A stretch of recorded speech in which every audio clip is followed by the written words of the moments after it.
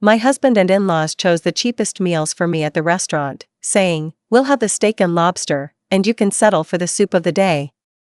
They were left stunned when I stood up from the table and unveiled the truth.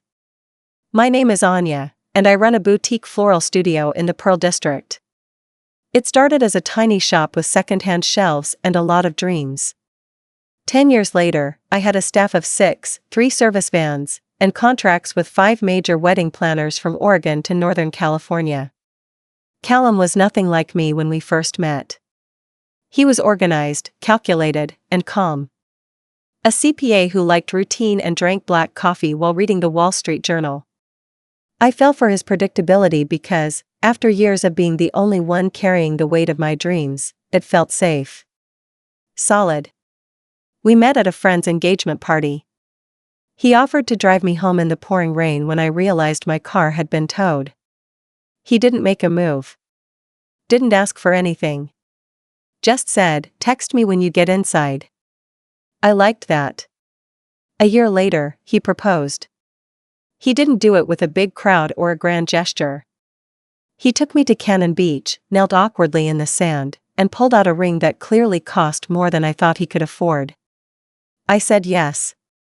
Not because of the ring. Because I believed he saw me for me. But marriage exposed everything. It started with small things. He'd ask why I worked weekends when we could be going on trips with his family. He questioned my business decisions without understanding them. When I wanted to renovate part of my shop to expand, he suggested it was too risky. Then came the merging of finances. "It'll help us be on the same page," he said. "You don't need to worry about handling all that on your own." I should have seen the red flag. But I thought that's what couples did. Trust each other. His family? From the beginning, I knew I didn't fit the mold. His mother, Eileen, always had this polite way of undermining everything I said. His father, Desmond, a retired Navy man, treated conversations like interrogations. And his sister Farah. Farah was the kind of person who complimented your outfit and then asked if it was from a thrift store. She was relentless in subtle ways. I tried. I really did. I hosted them. I sent them gifts. I even arranged a full anniversary setup for his parents at no cost using my staff. But it was never enough. And then came that dinner. Desmond was turning 70. Farah organized a fancy dinner at Jake's Grill in downtown Portland. It's the kind of place where the steaks are as big as your face and the wine list has pages. I wore a deep green velvet dress I hadn't had the courage to wear since our honeymoon. I remember looking in the mirror and telling myself, "Tonight, just be gracious." The whole family was already seated when we arrived. Farah raised an eyebrow at my outfit and said, "Well, look at you. All dressed up for soup?" I let it slide. Menus came. The server arrived. Eileen ordered for herself, Desmond, and Farah.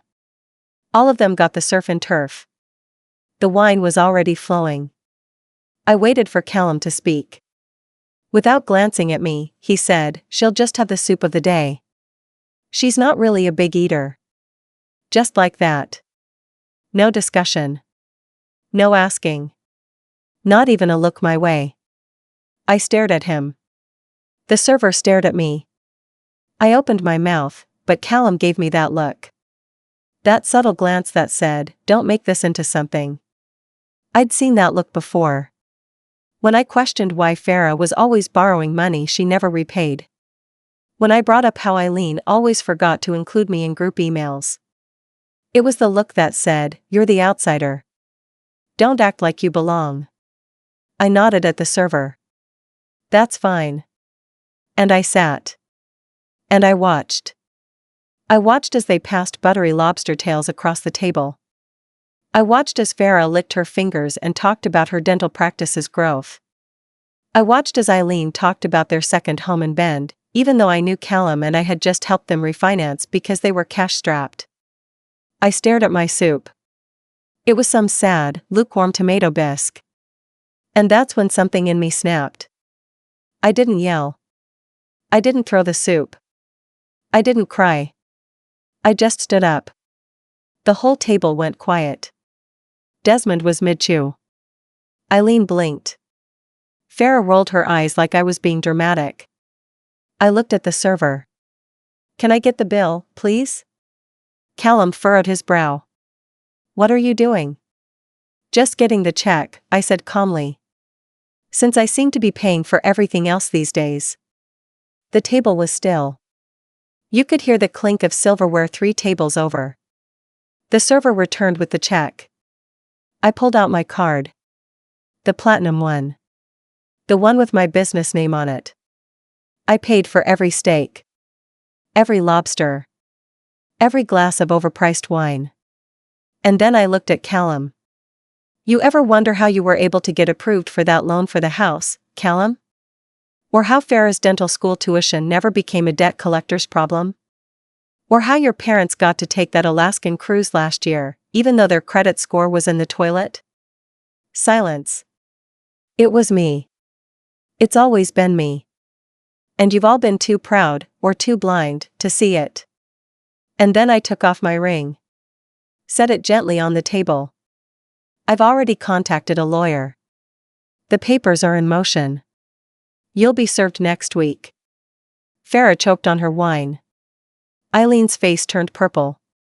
Desmond looked like he'd just been told the Navy lost the war. Callum's mouth opened, but no sound came out.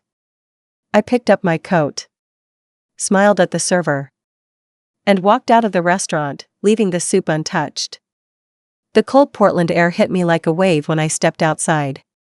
The velvet of my dress felt thin suddenly, but I didn't care. My heart was pounding, but my steps were steady. I didn't look back. I didn't need to. I walked 2 blocks in those heels, pulled out my phone, and texted Marcy, my best friend since college and the one person who always saw things before I did. Me, it's done. Soup of the day was the last straw. She responded in under 30 seconds. Marcy, good. Come over. I have wine and spite. That night, I stayed at her condo overlooking the river. We sat cross-legged on the floor, both still in our evening clothes, and just decompressed. Marcy didn't need details. She knew the years. The comments. The resentment that grew like mold in the corners of my marriage. She had always been gentle when bringing it up. Never pushed, never judged. But now, she just handed me a glass and said, "You did the hard part." And it was hard. I wasn't walking away from a few rude comments or an awkward dinner. I was walking away from years of trying to shrink myself to fit into someone else's family portrait. A portrait that had no space for the life I had built before Callum, and certainly no space for me after. The fallout began the next morning. Callum called, 6 missed calls before 9 a.m. I didn't pick up. Then came the texts. Callum, can we talk? Callum, you didn't have to do that in front of everyone. Callum, you're overreacting. Callum, you embarrassed me. Not once did he say sorry. Not once did he ask if I was okay. By noon, I had blocked his number. I sent an email instead. Short, professional. All communication moving forward should go through my attorney. Details to follow. 2 hours later, I got a call from his mother. I let it go to voicemail. The transcript read, "Eileen, I don't know what kind of game you're playing, Anya, but this family has been nothing but good to you. If you want to throw your marriage away, fine. But don't try to drag the rest of us down with you."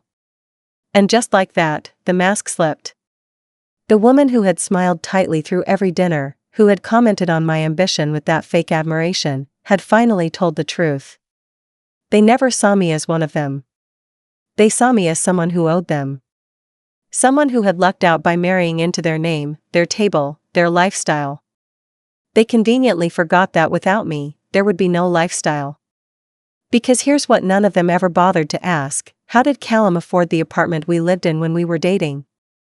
Who bought the SUV he drove to work every day? Who paid off his credit card debt before we applied for a mortgage? They didn't ask because they didn't want to know. They wanted the illusion. They wanted the narrative: hardworking man, supportive wife, traditional values. But behind the curtain was a woman working 80 hours a week, building a business that supported her husband's pride and her in-laws' vacations. 3 days after the dinner, I sent Callum the separation papers. I had moved into a short-term rental near the waterfront, modern, minimalist, and just for me. He tried to get cute with the lawyer. He wanted to split everything 50-50. Even my business. My lawyer, a sharp, no-nonsense woman named Janice, laughed out loud during our consultation. "This man really thinks he's entitled to your company," she said, flipping through my financials. "Oh, we're going to have fun with this." And we did. I had receipts. Every transfer I ever made to him. Every tuition payment I covered for Farah. Every expense I handled for his parents. Every email where he asked me to just cover it until he got his bonus. All documented. All detailed. There's something deeply satisfying about watching someone try to lie their way through a maze you built. The legal back and forth dragged on for a few months. Callum dragged his feet. Eileen tried to guilt me. Farah sent me a message on Instagram that just said, "Enjoy being alone. You'll regret it." I left it on read. But despite the stress, I felt lighter. Every box I packed in that house felt like shedding a layer of skin that had never really fit me right. I wasn't sad. I was done. The city started to feel new again. I walked to work. I repainted my shop. I started a podcast about small business ownership and was invited to speak at 2 local women's entrepreneur conferences. People started noticing me for me. Not as Callum's wife. Not as Eileen's daughter-in-law. Just Anya. And I liked her. She was fierce. She was free. She didn't eat soup she didn't order. Around the 6-week mark post-dinner, I started noticing something interesting. Callum began showing up in places he never used to. One day, he was coincidentally walking into the same grocery store I had just exited in the Alphabet District. Another day, he was sitting at a cafe across the street from my floral studio. He hadn't been near my workplace in months before all of this. I knew him well enough to know these weren't accidental run-ins, they were desperate, unspoken attempts to be seen. But here's the thing, I was seeing him. Just not the way he wanted. I was seeing a man unraveling, realizing that without the scaffolding I had quietly built under his life, everything was wobbling. He looked tired. Sloppy, even. His shirts no longer pressed, hair disheveled, bags under his eyes. I heard from a mutual friend that he'd moved back into his parents' house in Beaverton, and that Eileen was telling people I had turned on the family. Of course she was. Meanwhile, the divorce proceedings dragged, thanks to Callum's refusal to accept what was his and what was mine. Janice handled it with the kind of chilly confidence I envied. She'd sip her iced coffee during our strategy calls and say things like, "Let him keep digging. Every email is evidence." Then, one afternoon in late spring, I got an envelope. It wasn't from Callum or the court. It was from Farah. A thick manila envelope, no return address, just my name in big block letters. My stomach tightened when I saw it, my body instinctively bracing for whatever twisted thing they thought would shake me. Inside, there were copies of old photos. Me at family holidays. Me at their lake cabin, holding a sparkler next to Desmond on the 4th of July. Me and Callum on our honeymoon in Spain. Smiling. Leaning in. There was a note, in Farah's sharp, slanted handwriting, "I hope you remember what you're throwing away. We were your family. You should have stayed grateful." Grateful. That word lit something in me. Grateful for what? For being the silent workhorse behind Callum's image of success? For bending over backward to be accepted by people who only ever saw me as a temporary inconvenience? I took a photo of the envelope and the note and sent it to Janice. She replied within a minute. "You're not the one who should be grateful. You're the one who got out." And that was the truth. Over the next few weeks, I started piecing together just how much Callum's financial stability had rested on me. As Janice and I went through joint statements, she would flag things I had long forgotten. A spa retreat Eileen had insisted we pay for as a thank you after she hosted Thanksgiving. A short-term loan to Farah when she'd lost a malpractice settlement. An emergency plumbing bill at Desmond's cabin that somehow landed on my business account. Altogether, I had poured over $72,000 into family expenses in the 3 years we'd been married. And every penny was documented. Janice put together a financial packet that looked like it belonged in a corporate fraud case. The day she submitted it to the court, she called me just to say, "They're going to wish you hadn't kept receipts." I wasn't doing it for revenge, not really. I wasn't trying to ruin Callum. I just wanted my life back. The one I built. The one I had let slowly slip into the background while trying to be someone else's idea of a wife. Then came mediation. Callum finally agreed to it after his second attorney review. The first one, apparently, had resigned after reviewing Janice's evidence list. That didn't surprise me. We met at a neutral location, a polished downtown office with 2 white furniture and coffee that tasted like regret. I walked in wearing a blazer I'd had tailored just 2 days before. I didn't dress up to impress them. I dressed up for me.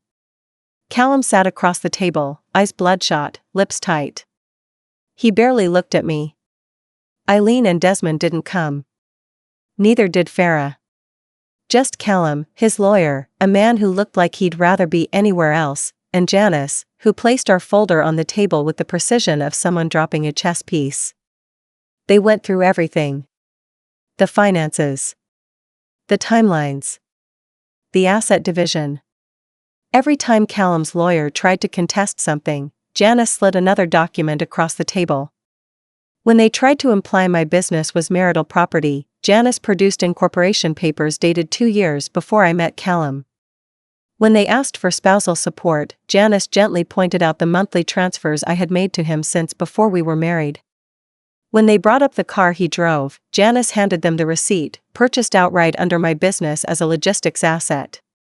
It was a slow, methodical dismantling of every falsehood. And by the end of it, the room was quiet. Not tense. Not hostile. Just quiet. Because they knew. Callum knew. He had built a castle on sand, and I had quietly been the one packing it with stone. By the time we left that day, the terms were clear. I kept my business, my properties, my accounts. He kept a car, some savings, and whatever dignity he hadn't already given away. I walked out of that building, sunlight pouring between the skyscrapers, and realized I hadn't felt my shoulders this light in years. But the story wasn't over. Because people like Eileen and Farah don't go quietly. And Callum, as much as he was unraveling, still hadn't accepted the full truth. Not really. There was still one more card they thought they could play. They just didn't realize. I'd already won. It started with whispers. A florist I worked with on a cross-state wedding in Eugene messaged me one evening. She asked, delicately, if I was okay. Just wanted to check in, she said. I heard a few things, people talking. At first, I brushed it off. Gossip in the event industry is like pollen in the spring, everywhere, floating around, usually harmless. But then it happened again. And again. A client canceled a large summer order with no explanation. One of my long-term vendors suddenly restructured and dropped me as a partner. Another small business in my network forwarded me a message. An anonymous tip about me, my divorce, my financial instability, my history of unethical billing. It was all lies. Lies with just enough of a twisted truth to sound plausible if you didn't know me. I sat with it for a while. Wondering. Worrying. Could Callum be this desperate? It wasn't until Marcy called, furious, out of breath, that I realized how far things had gone. I just got off the phone with Layla from the White Dahlia, she snapped. She said Farah called her personally. Told her you were blacklisted by half the vendors in Seattle. My throat went dry. I hadn't even opened a Seattle location yet. But I'd been making moves. Quiet ones. Strategic ones. Apparently, not quiet enough. Farah. Of course it was her. She was always the type to smile at you and cut you at the knees in the same breath. I should have seen it coming. I just didn't expect her to come at my business. That was sacred. That was mine. I didn't panic. Instead, I did what I always do. I gathered my receipts.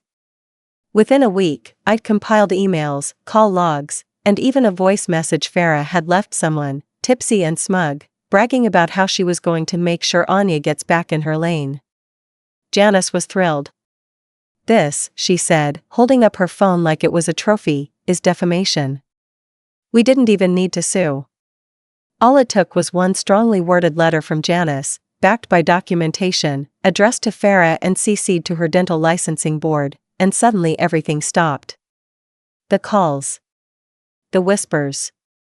The petty games. Everything. Just stopped. But here's what really shook me. 2 days after the letter was sent, I received a text. From a number I didn't recognize. It was Eileen. Eileen, I didn't know she went that far. I'm sorry. She was just trying to protect her brother. No greeting. No name. Just the message. As if that made it better. I didn't respond. Because in her world, that was accountability, a vague apology wrapped in justification. What she didn't understand, what none of them understood, was that I didn't want vengeance. I wanted freedom. I didn't need them to burn. I just needed them out. Out of my inbox. Out of my network. Out of the version of myself that had spent 3 years twisting into someone small enough to make them comfortable. Callum, to his credit, finally signed the final set of papers 2 months later. His lawyer delivered them without fanfare. No personal note. No apology. Just ink on paper. That week, I walked into my shop early one morning before opening and just stood still. The light was soft, pouring through the windows. Buckets of fresh peonies, eucalyptus, and garden roses lined the walls. It smelled like a beginning. But there was one last piece of the past still tangled in my life. One last unexpected visitor. It was a Wednesday. Mid-morning. Quiet. A rare stillness in the middle of a usually chaotic week. I was alone in my shop, organizing arrangements for a corporate event. My playlist was on low, some mellow jazz humming through the space, and I was in that rare mental zone where everything felt right. The bell above the door rang. I turned, expecting one of my usual vendors or a walk-in client. But it was Callum. He looked like he hadn't slept in days. His button-up shirt was wrinkled, hair longer than I'd ever seen it, and he had a reusable grocery bag slung over his shoulder like he wasn't sure where else to put his hands. My heart didn't leap. It didn't ache. It just steadied. Quiet. Controlled. He looked around the shop, blinking like he'd forgotten how bright it was in here. I didn't know where else to go, he said, his voice barely above a whisper. I nodded toward the door. You should have kept that feeling. He flinched. Anya, please. I just need 5 minutes. I didn't say anything. I didn't have to. The silence told him all he needed.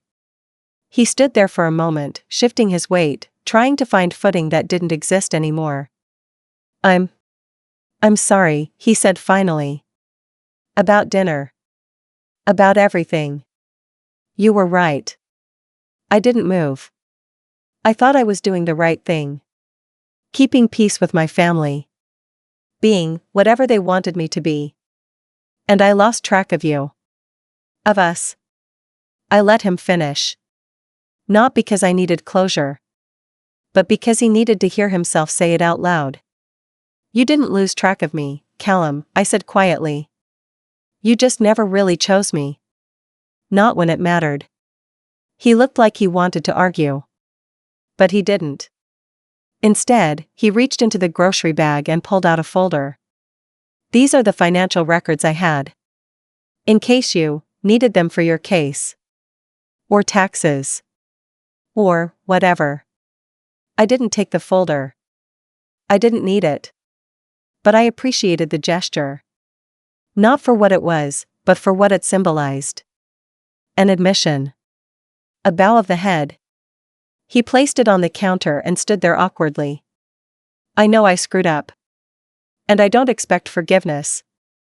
I just wanted you to know that you were never the problem. You were always the one holding it all together. And with that, he turned and walked out. No grand scene. No begging. Just the quiet sound of the bell as the door closed behind him. And that was the last time I ever saw him. The next few months moved quickly. My second location in Seattle launched to a sold-out opening month. We got featured in Northwest Living as one of the top 10 women-owned businesses to watch. A new event planning company reached out to partner exclusively with my brand. And, best of all, Farrah's dental board opened a formal investigation after Janice's letter. Apparently, the board didn't like licensed professionals using personal influence to tamper with another business, especially across state lines.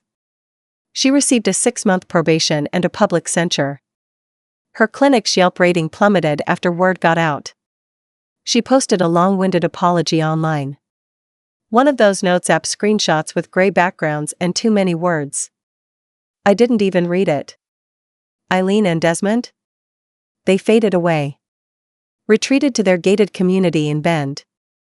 Probably still spinning the story to make it sound like I was some ungrateful opportunist. That was fine. Let them talk. The people who mattered, my friends, my clients, my team, they knew the truth. I took a solo trip to Barcelona that fall. The same city where Callum and I had once honeymooned. Except this time, I stayed in a boutique hotel by the water, ordered what I wanted, drank sangria in the middle of the day, and let my phone die without checking it. I walked the streets alone. And I smiled. Not because I was free. But because I had finally realized. I had always been free. I just forgot for a while. And here's the best part, the full circle moment. A year later, I was invited to speak at a women's entrepreneurship panel in Portland. It was a big event, well attended, sponsored by a national women in business initiative. Press, cameras, the works. As I stepped onto the stage, I spotted someone in the back row. Farrah. Wearing beige. Looking tired. She didn't approach me. She didn't need to. Because she was no longer the threat she once believed herself to be. I gave my talk. Talked about resilience. About rebuilding. About the strength of walking away, not from love, but from anything that made you smaller. The audience clapped. I walked off stage. And in that moment, I didn't feel victorious. I didn't feel smug. I felt steady. Satisfied. And whole. Because sometimes revenge isn't loud. It's not dramatic or messy or cruel. Sometimes, it's success. Sometimes, it's silence. Sometimes, it's simply ordering whatever the HLL you want off the menu.